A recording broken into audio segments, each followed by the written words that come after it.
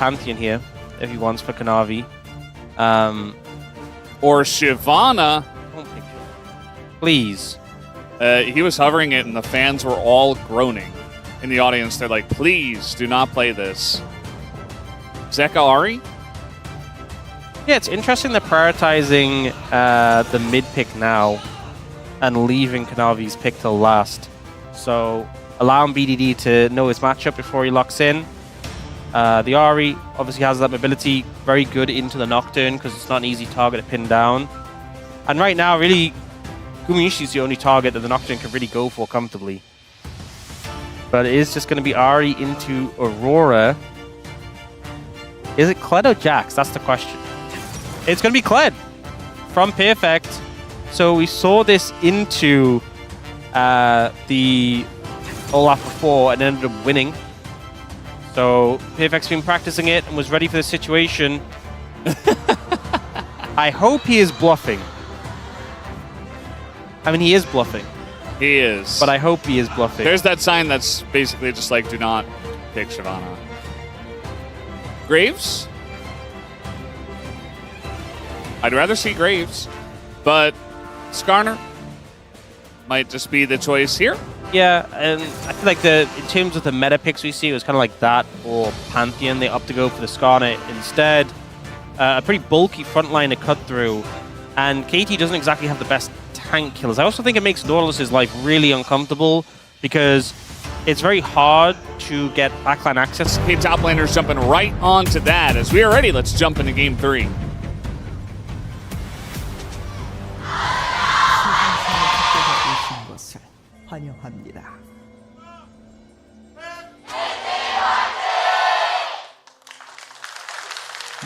All right, game number 3.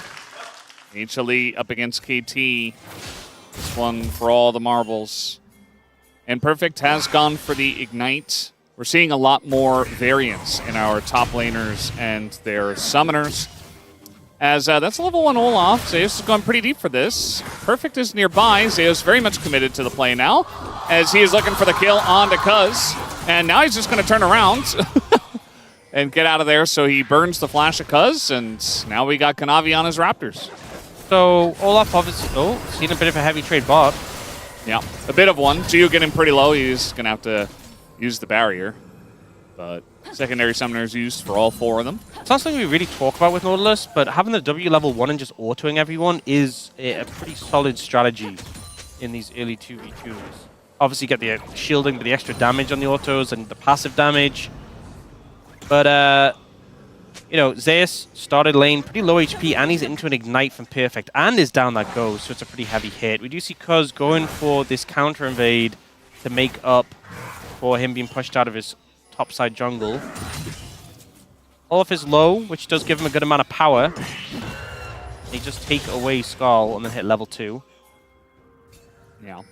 I mean, that's fine and all. For now, I mean, early on, the Olaf is going to be fine into Kled. Really, it becomes more of an issue once some items come through and the Kled is like, well, yeah, you all-in and you took me off Skarl, and now I'm just going to trade back on a Skarl, and you just don't have the extension in that long of a play. Yeah.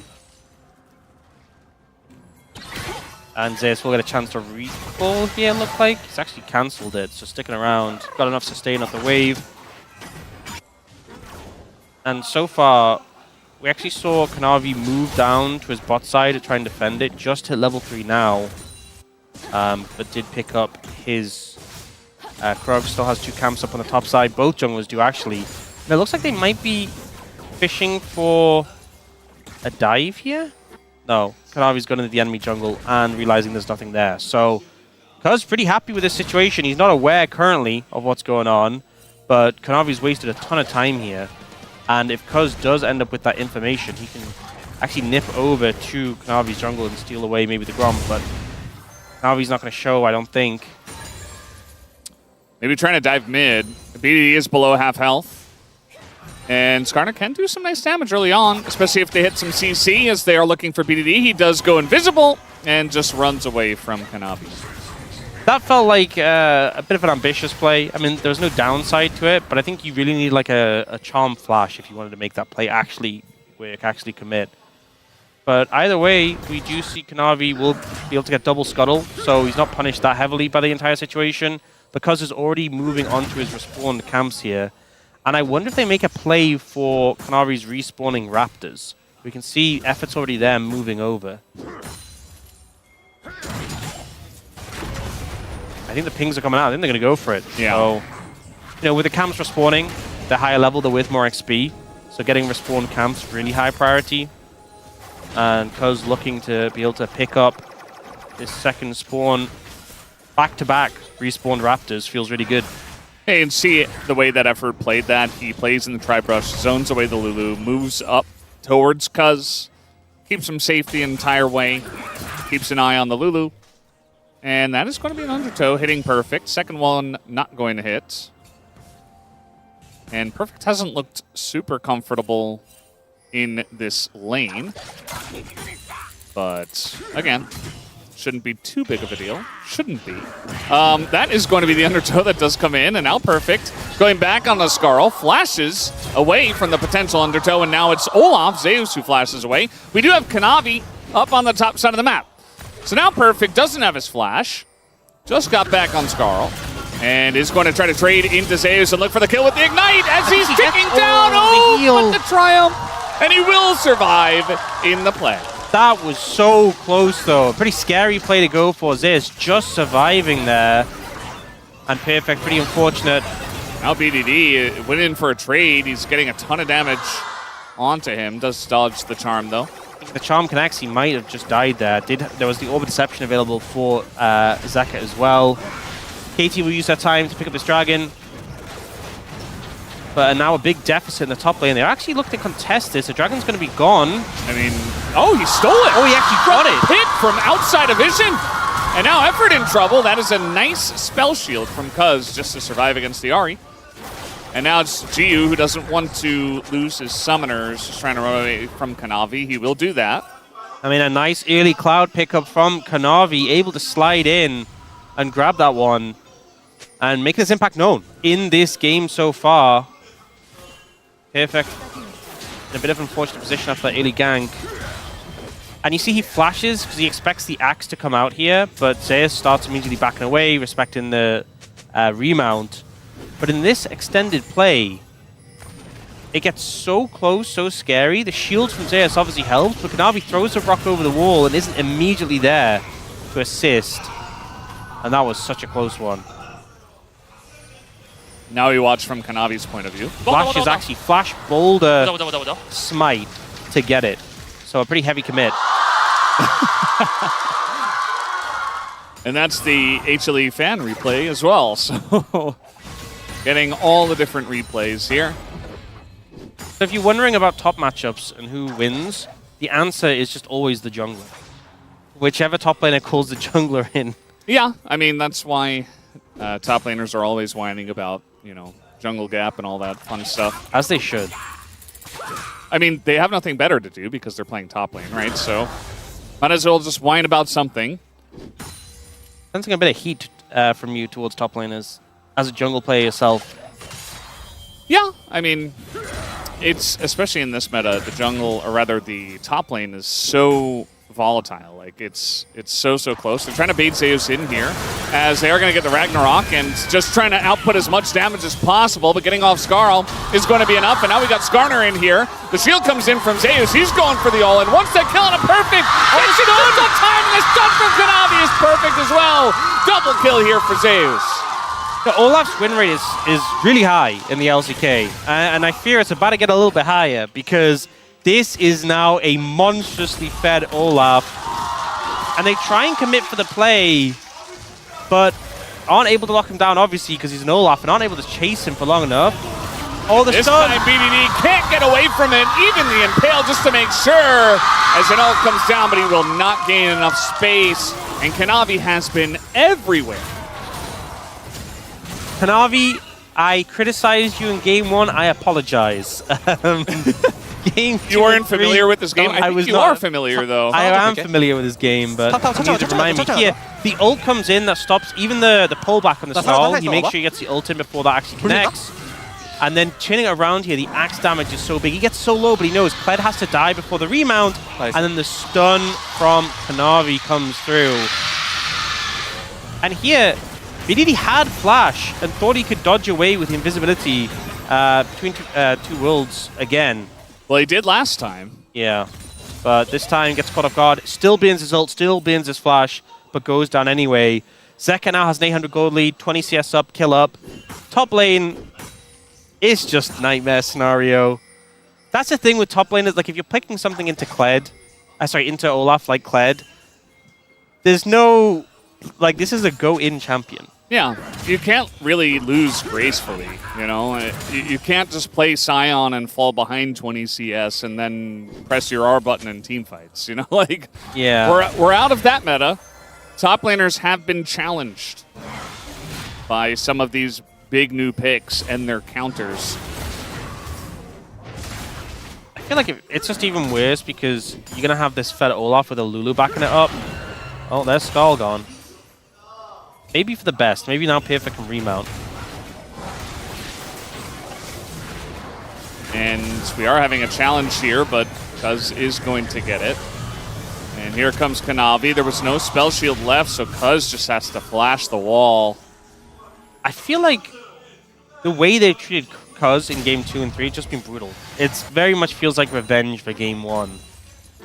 He's just been shut out the jungle again. And the fact that his first ult top lane ended so disastrously feels really bad. Zeka's on the way.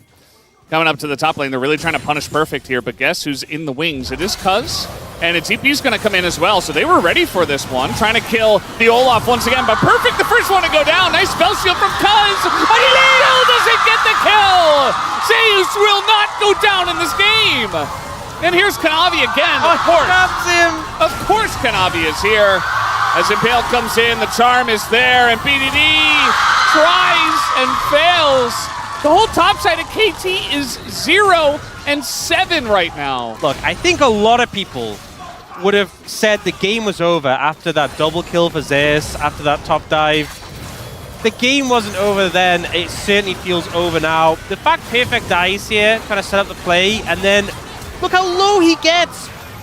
The triumph value this game has been unbelievable for Zeus. Yeah. And then here, BDD's like, well, I guess I just leave. He doesn't get that choice. He doesn't get that option. Another kill for HLE. Just absolute domination. This is feeling reminiscent of that series last week between KT and D+, where one game was all you got. Zeka already has Magi's. The 7-stack Magi's. He already has it. We saw this from Showmaker before. He got 7-stack Magi's and then stacked it up in like record time. Yeah. And he's got double buffs, by the way. Wait, Perfect. He walked in such a weird way out the brush that Zeus ended up missing the axe, but... Yeah. Zeus is like, okay, I respect that. Like, nice you can't angle. do anything. You can't even trade with him. I feel like he might be able to kill him under turret. He's not going to try it because it's Kled, and, you know, it's very annoying. I think he might go for it now. He has Ghost. If he gets the wave in him, I think if Perfect stays, he's actually dead. Cuz is coming, but ult is not available yet. You know Perfect's like, please, please, please, please, please. Help! Help! I'm in trouble! Jungler, please! I lost Skull! Jungle div! Oh, no! Oh, God. Well, Perfect's effort's dead, rather, and that's going to be a kill over to Guma. Guys, I think Jiwoo... They're like, you know, the top side of the map is fed. Let's get the bottom side of the map fed. Or maybe just give the kill to Olaf again. Might as well, as Zeus will pick up his 4th of the game. And this and game 2 were more like what the predictors were expecting today. Yeah. Just win one game to give them false hope. Oh, man.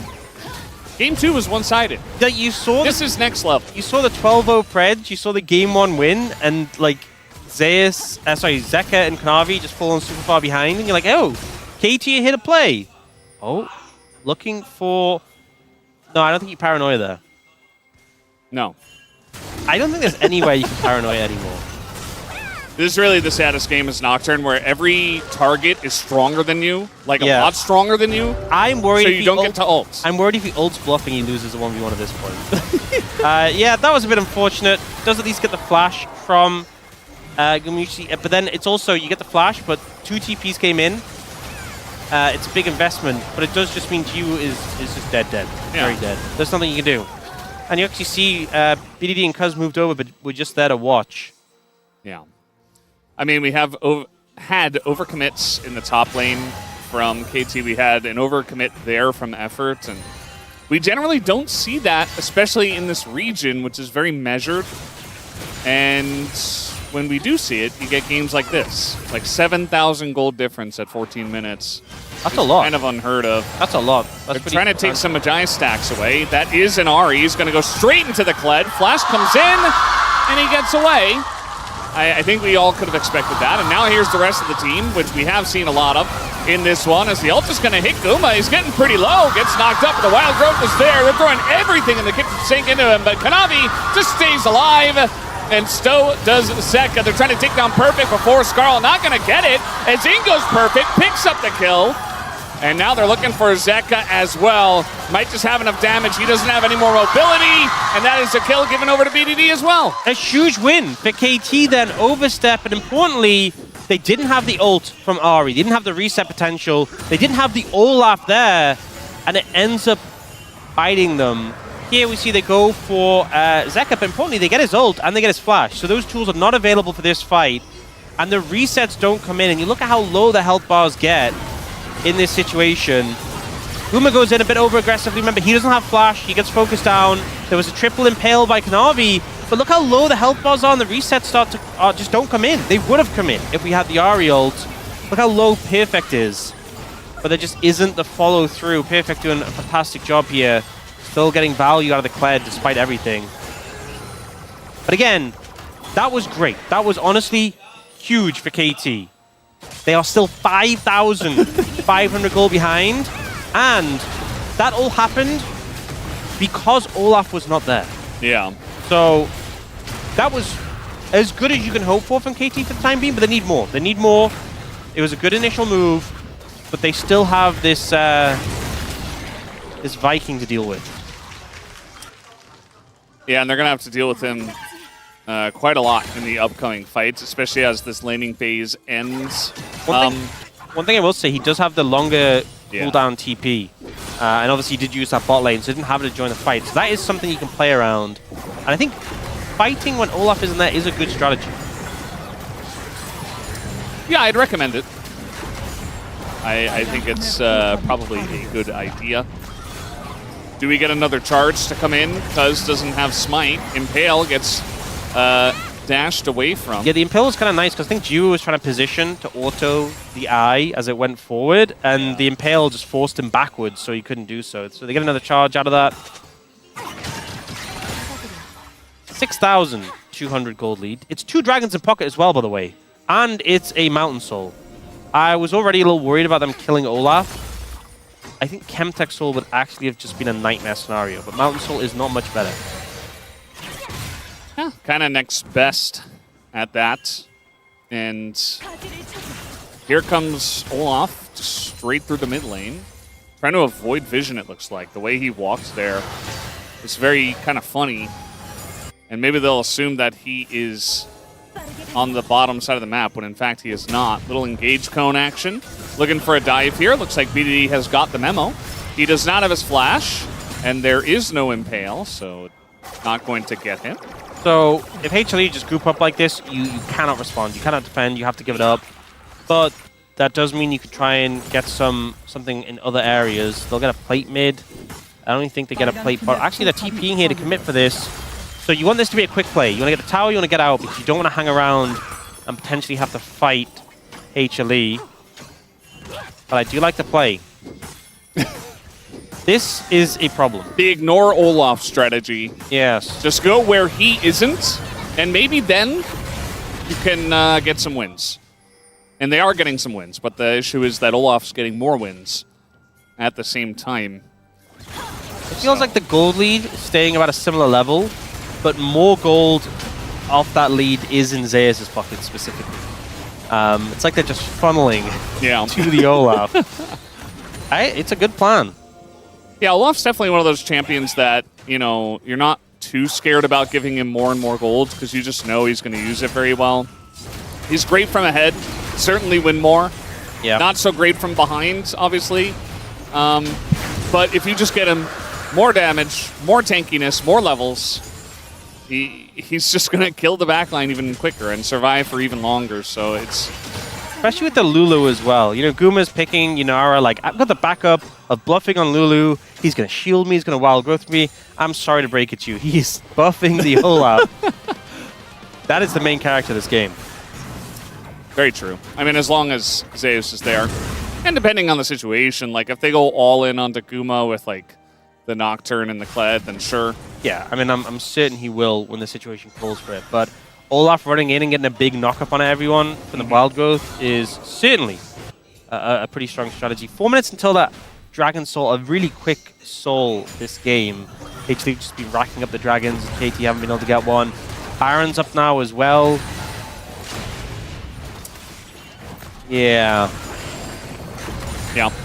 Game 2, again, was really one-sided. Game 3 is the next level. And they're looking to dive a Kled.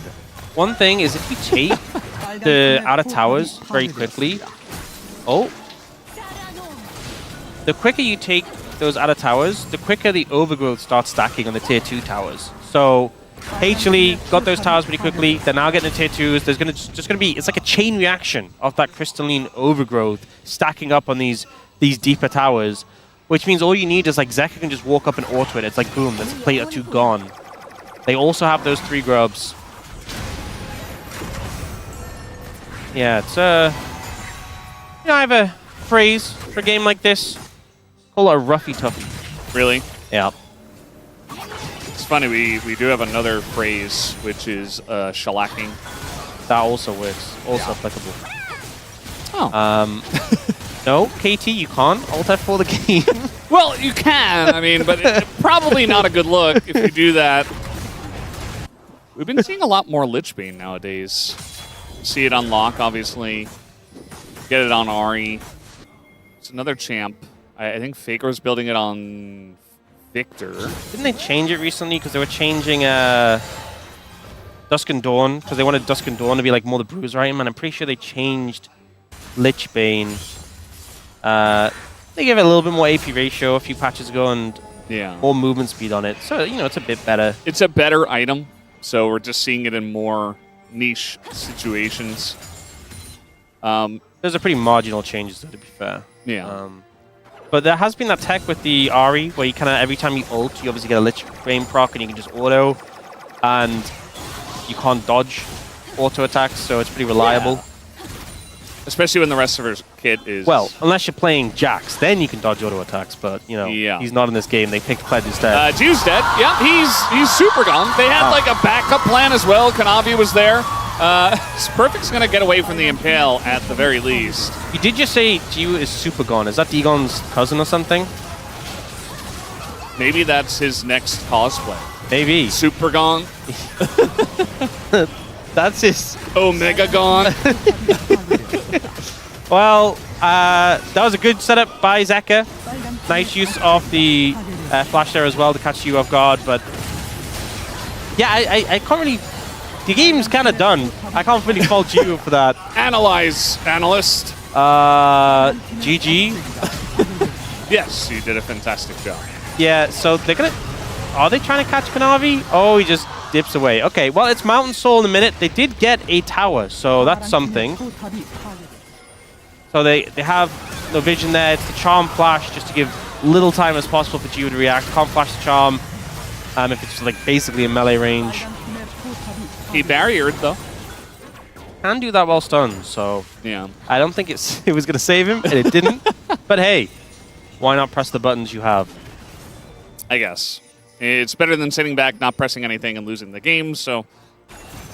Just throwing some buttons. Save your summoners for next game. We've established that. That's one of the core things. Many players have tried, so we have a lot of data on that. It's actually never worked in the LCK. I haven't got full data on the other regions. Yeah. But it's never specifically worked in the LCK, saving your summoners for the next game. It's like when Super Gone yesterday asked you, has a team ever won by winning a top lane fight but then losing their Nexus? Also a strategy that's not particularly effective. Now, Dragon is up in 10 seconds. I think they can just take that pretty freely. That's my analysis of the situation. Yeah. It is the... it's Al. Al's bowling alley. The Baron. Why is it Al? Because it's all-seeing eye. That's what it's called. Oh, okay. So Al, yeah. It is also a bowling alley. Al's bowling alley. Yeah, so they can just go to the Baron. I just don't think there's anything KT can really offer up in this situation. Unless, even if like someone squishy like Gumayusi or Zeka oversteps massively and you take them out, I think Zeus just stat checks everyone. Speaking of which, he is going to ghost in here because it's like, oh god, I guess I'm the sacrifice, and that he is. Might be some other sacrifices, but they do get away. And the game plan is run away from Olaf as fast as we can. Well, that's the jungler dead, so... Byron gets a lot easier. Yeah. But KT do have that control ward in that brush they were fighting over last game. Gotta find the silver lining. No Trundle to defend it, though, so maybe they're a bit more behind this time. That's true. In terms of defending that. They also don't have illusion, so... But you can kind of appreciate the effort if they're able to have that control ward there, despite not having a Trundle illusion. Yeah. It helps when the enemy team doesn't have to contest it, because they're so far ahead, they don't care. Piffik just missed... He missed the super... That's why they're losing the game. Yeah. That's a big one. No, I think they're pretty... It's pretty looking pretty cooked. Yeah. And I'm just wondering, at what point HLE pull the trigger? Like, do they just dive them at the inhibitor tower? Do they wait for the Nexus towers? Because we know they're gonna. And I'm just kind of waiting for the point. Or are KT gonna look for an angle in? Or are they just gonna slowly let themselves lose the game? I think KT are gonna do what they did last game, which is... Pull the Band-Aid. Yeah. Pull the Band-Aid, just all in. Try and kill them, and try and make it happen. I feel like they had a better There's the TP last flank. game. Yeah, the TP flank does come in. You're right. The Olaf is still there as they are going in onto the Ahri. Two people are already dead as HLE take a giant red hammer that's Olaf-shaped and smash them over the head with it. This game has been over for a very long time, but Zeka's going to top it off with a nice little milestone here. 2,500 assists, the fifth mid to do so here in the LCK. As down will go the Nexus, HLE win this edition.